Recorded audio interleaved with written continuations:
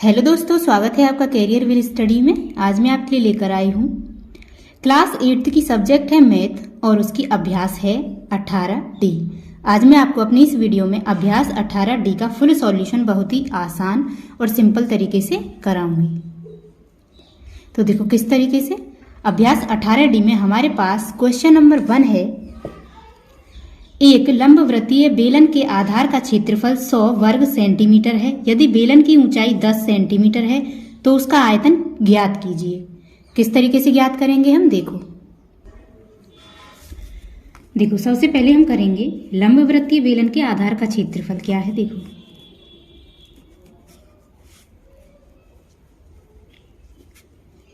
लंबवृत्तीय बेलन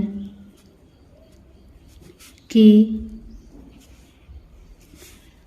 आधार का क्षेत्रफल, ठीक क्या है, पाई आर स्क्वायर। ठीक है, पाई आर स्क्वायर मानते हैं हम। पाई आर स्क्वायर इसमें क्या दे रखा है, 100 वर्ग सेंटीमीटर, 100 वर्ग सेंटीमीटर। ठीक है, उसके बाद बेलन की ऊंचाई क्या दे रखी है, बेलन की ऊंचाई क्या दे रखी है, ऊंचाई देखो ऊंचाई है ये h है, क्या दे रखी है 10 सेंटीमीटर। ठीक, उसके बाद बेलन का आयतन,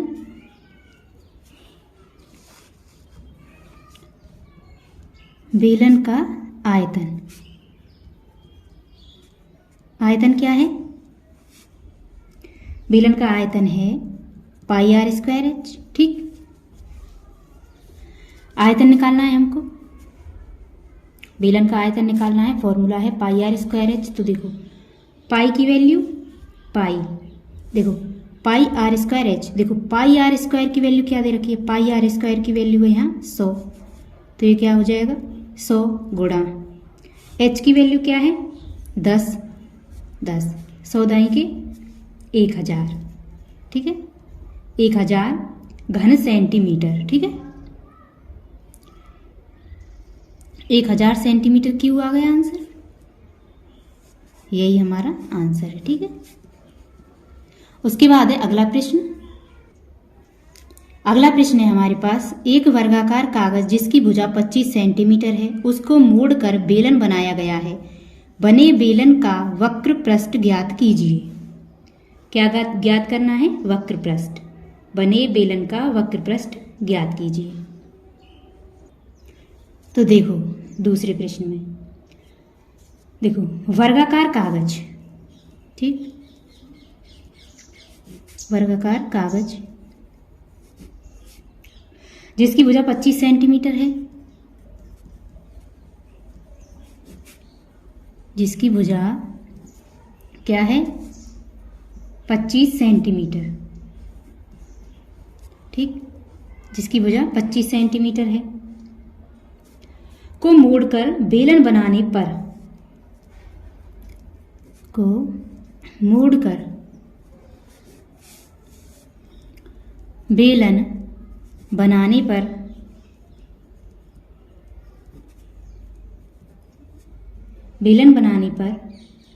बने बेलन का वक्र पृष्ठ,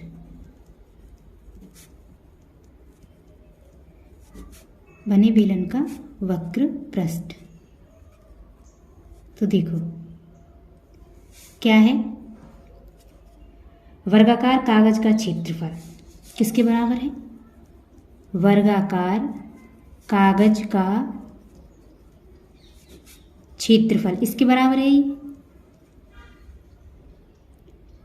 वर्गाकार कागज का क्षेत्रफल निकालना है, तो वर्गाकार कागज का क्षेत्रफल का फॉर्मूला क्या होता है, भुजा स्क्वायर। क्या होता है, भुजा स्क्वायर।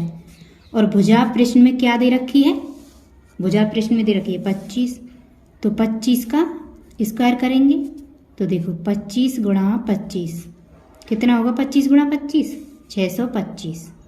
ठीक है, 625 वर्ग सेंटीमीटर। ठीक, 625 वर्ग सेंटीमीटर हो गया आंसर। तीसरा प्रश्न है हमारे पास, एक लंबवृत्तीय बेलनाकार ड्रम का व्यास 55 सेंटीमीटर तथा लंबाई 120 सेंटीमीटर है। उस ड्रम में कितने लीटर पानी आएगा? किस तरीके से करेंगे हम इस प्रश्न को? देखो, ड्रम का व्यास क्या है?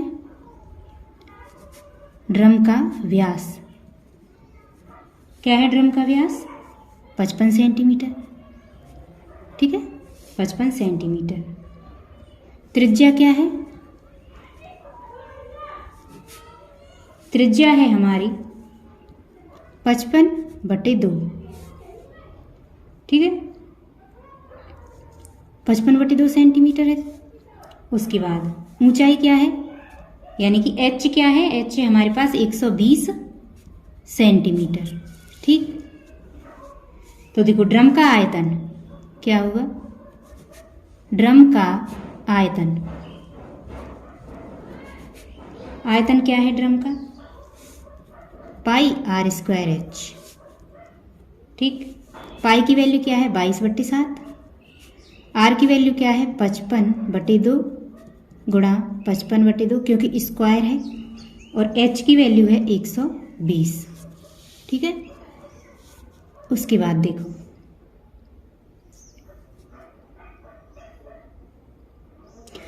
इसकी हम कैलकुलेशन करेंगे तो हमारे पास आएगा 1996500/7, ठीक है। इसका इसमें भाग देंगे, कितना आएगा? 28 5214.28 घन सेंटीमीटर, ठीक है, सेंटीमीटर क्यूब। तो देखो, घन सेंटीमीटर को हम लीटर में चेंज करेंगे तो क्या करेंगे? 1000 से भाग देंगे, ठीक है, 1000 से भाग देना पड़ेगा लीटर में चेंज करने के लिए। अब हो गया ये लीटर। तो देखो कितनी बार जाएगा? 285, ये 285.21 लीटर, ठीक है। यही हमारा आंसर है। चौथा प्रश्न है हमारे पास, यदि एक रोलर का व्यास 70 सेंटीमीटर और लंबाई 2 मीटर है तो बताइए कि 50 चक्कर में रोलर कितने वर्ग मीटर चलेगा? तो चौथा प्रश्न किस तरीके से करेंगे? देखो, रोलर का व्यास क्या है? रोलर का व्यास क्या है? व्यास 70 सेंटीमीटर,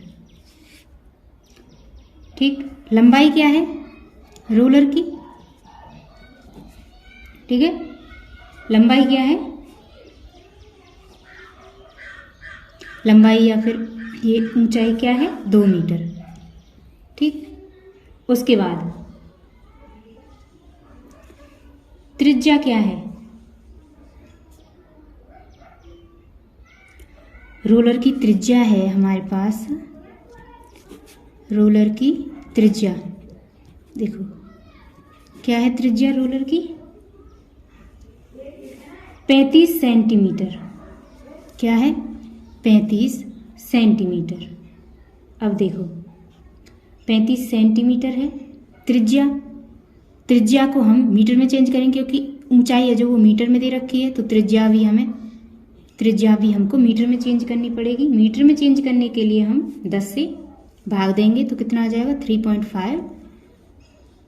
3.5 मीटर, ठीक है। ये हटा देंगे, 3.5 मीटर। अब देखो आगे, रोलर का वक्र प्रश्न निकालना था। कैसे निकालेंगे? रोलर का वक्र पृष्ठ कैसे निकालेंगे? 2πr/h, ठीक है। तो देखो 2 पाई क्या है? 22/7। r क्या है?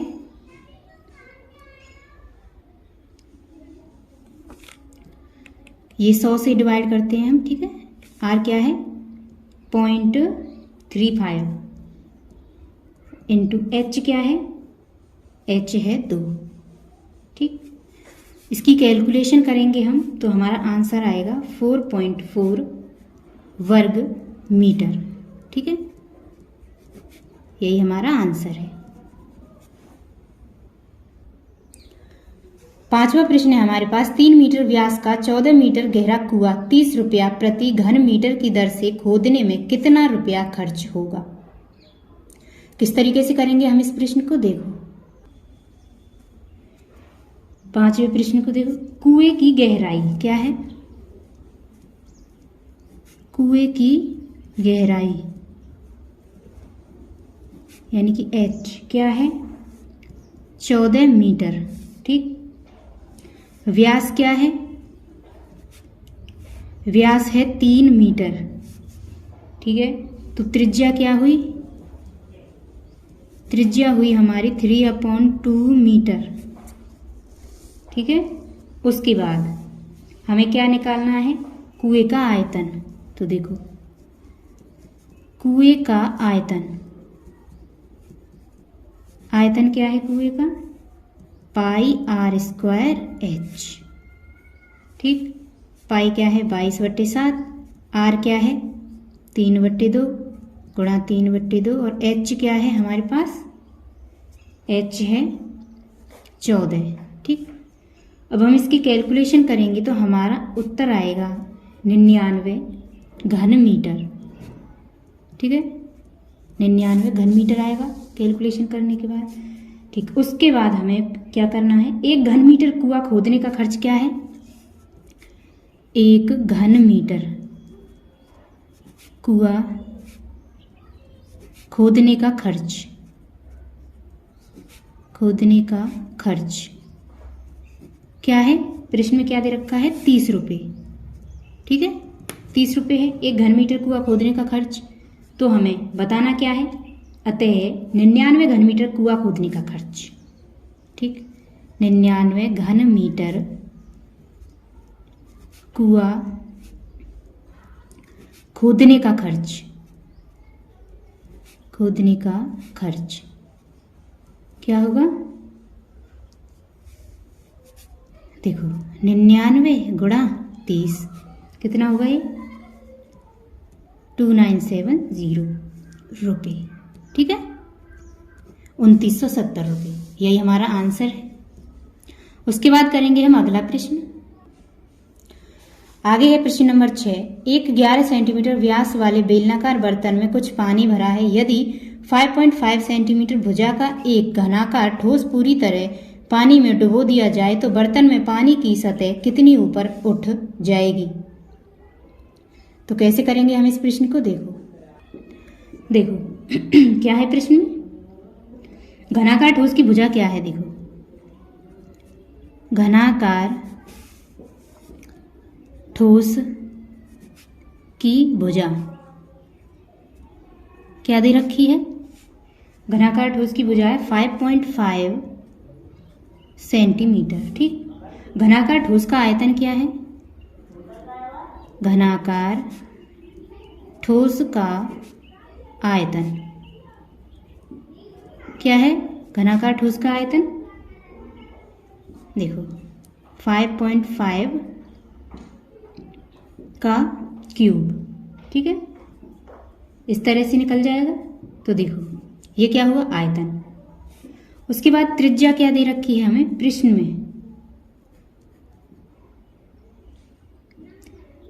देखो त्रिज्या दे रखी है, अगर व्यास हमें 11 दे रखा है तो त्रिज्या क्या होगी 11/2।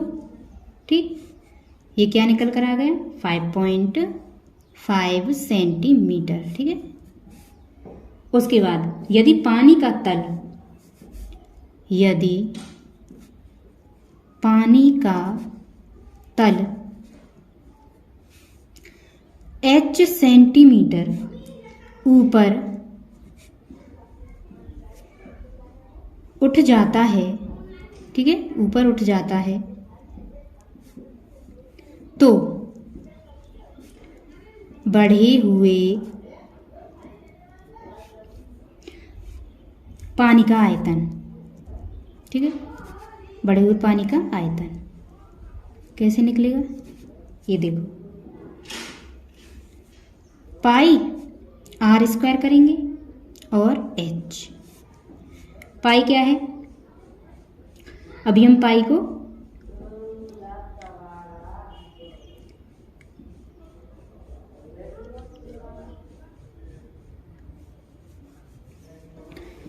ठीक है, देखो पाई की जगह पाई, आर की जगह 5.5 का स्क्वायर और एच की जगह एच क्या है हमारा?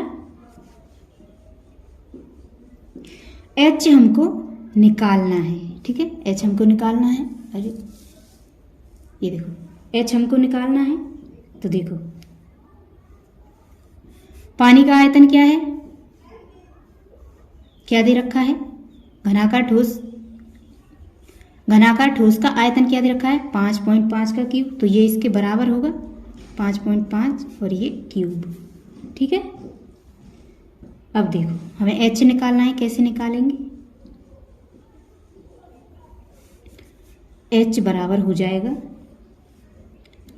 देखो 5.5 गुणा ये 3 बार है, तो देखो 5.5 ये 3 बार ही लिखेंगे हम। उसके बाद ये चीज़ें इसके नीचे आएंगी, ये पाई यहाँ, ये वाला पाई नीचे आ जाएगा, और ये 5.5 है जो 2 बार इस तरीके से लिखेंगे। अब यहाँ पे देखो ये कैंसिल इससे, यहाँ पे क्या बचा? 5.5 बटे में क्या? पाई, ये बचा। तो देखो क्या बचा उधर? 5.5 और बटे में पाई। इस पाई को हम 22/7 लिखेंगे, तो 22/7 चला जाएगा ऊपर। ठीक है, तो h बराबर हमारा क्या आ जाएगा निकल कर? 1.75 सेंटीमीटर।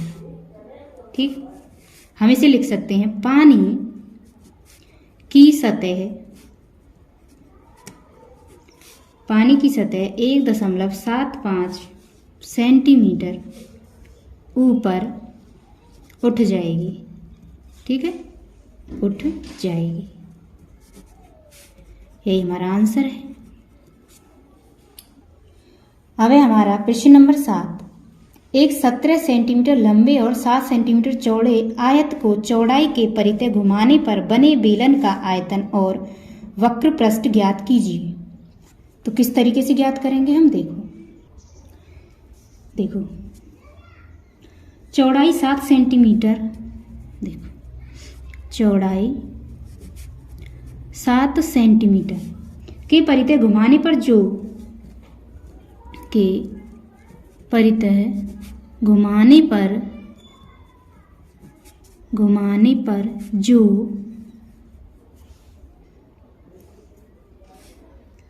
बने बेलन की आधार त्रिज्या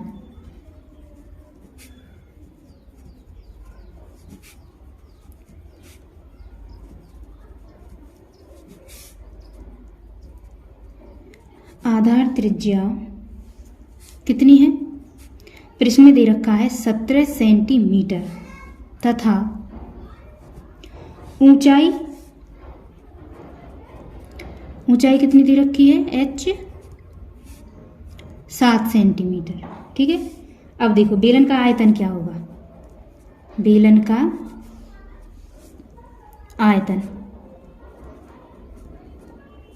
आयतन क्या है? पाई आर स्क्वायर एच। ठीक है, तो देखो पाई आर स्क्वायर एच। अब देखो पाई क्या है? 22/7।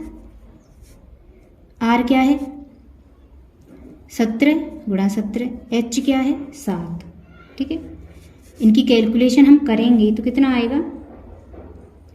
6358 घन सेंटीमीटर। ठीक है, इतना आएगा। उसके बाद बेलन का वक्र पृष्ठ क्या होगा? बेलन का वक्र पृष्ठ क्या है? देखो वक्र पृष्ठ का फॉर्मूला है 2πRh वर्ग सेंटीमीटर। तो देखो 2 हो गया, पाई की वैल्यू 22/7, आर की वैल्यू 17 और h की वैल्यू 7, कितना हुआ 748 वर्ग सेंटीमीटर।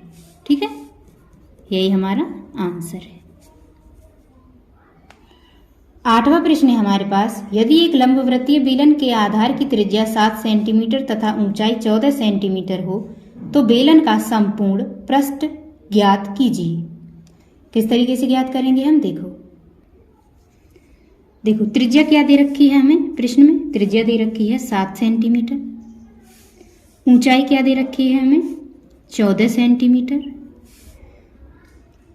हमें क्या निकालना है, बेलन का वक्र पृष्ठ निकालेंगे पहले, बेलन का वक्र पृष्ठ। तो देखो वक्र पृष्ठ क्या है 2πr/h। देखो 2 पाई की वैल्यू 22/7, r की वैल्यू 7 गुणा h की वैल्यू 14। तो देखो कितना हुआ 616 सेंटीमीटर स्क्वायर। ठीक, आधार का क्षेत्रफल क्या हुआ, आधार का क्षेत्रफल πr²। तो देखो पाई की वैल्यू क्या है 22/7, आर की वैल्यू क्या है 7, तो स्क्वायर है तो 2 साथ लिखेंगे, 22 सत्ते 154 आ गया। ठीक है, हमें पूछा क्या है बेलन का संपूर्ण पृष्ठ, बेलन का संपूर्ण पृष्ठ पूछा है, संपूर्ण पृष्ठ। तो देखो संपूर्ण पृष्ठ क्या होता है, वक्र पृष्ठ, वक्र पृष्ठ प्लस 2 गुणा आधार का क्षेत्रफल। ठीक है, आधार का क्षेत्रफल ये होता है हमारा संपूर्ण पृष्ठ। तो देखो वक्र पृष्ठ क्या था निकल कर आया हमारे पास, वक्र पृष्ठ हमने प्रश्न में पहले ही निकाला था ना, ये रहा 616। तो वक्र पृष्ठ है 616 और प्लस 2 गुणा आधार का क्षेत्रफल क्या आया है 154। तो देखो 616 प्लस 2 गुणा 154 करेंगे तो कितना होगा 308, इन दोनों को जोड़ेंगे कितना हो गया 924, 924 वर्ग सेंटीमीटर। ठीक है, वर्ग सेंटीमीटर आ गया हमारा आंसर, यही आंसर है। ठीक है, 9वां प्रश्न है हमारे पास, एक लंबवृत्तीय बेलन का वक्र पृष्ठ 1320 वर्ग सेंटीमीटर है। यदि बेलन की ऊंचाई 15 सेंटीमीटर हो तो बेलन के आधार की त्रिज्या ज्ञात कीजिए। किस तरीके से ज्ञात करेंगे हम, तो देखो 9वें प्रश्न को, बेलन का वक्र पृष्ठ क्या दे रखा है, बेलन का वक्र पृष्ठ क्या दे रखा है 1320 सेंटीमीटर स्क्वायर। ठीक है, ऊंचाई क्या दे रखी है, ऊंचाई दे रखी है 15 सेंटीमीटर। ठीक, तो देखो बेलन के वक्र पृष्ठ का फॉर्मूला क्या होता है, बेलन का वक्र पृष्ठ फॉर्मूला क्या होता है हमारे पास 2πr/h, ये होता है फॉर्मूला। और दे क्या रखा है वक्र पृष्ठ 1320। तो देखो 1320 के बराबर 2πr/h। उसके बाद देखो 1320, 2 की जगह 2, पाई की जगह 22/7 और आर हमको निकालना है। ठीक है, त्रिज्या हमें प्रश्न में पूछी है वो निकालनी है, एच क्या है 15। तो देखो 1320 गुणा ये 7 ऊपर चला जाएगा और ये चीज़ें नीचे, 2 गुणा 22 गुणा 15। ठीक है, बराबर आर। तो देखो इनकी हम कैलकुलेशन करेंगे तो ये कितना आ जाएगा, आर की वैल्यू आ जाएगी 14। ठीक है, यानी हम कैलकुलेट करेंगे तो 14 आ जाएगी आर की वैल्यू। यही आंसर है हमारा, त्रिज्या ही पूछी है प्रश्न में। तो यहीं आपकी अभ्यास 18D कंप्लीट हो चुकी है। उम्मीद करती हूँ वीडियो आपको पसंद आई होगी। अगर वीडियो अच्छी लगे तो वीडियो को लाइक करें और चैनल को सब्सक्राइब करें। मिलते हैं नेक्स्ट वीडियो में न्यू चैप्टर के साथ। धन्यवाद।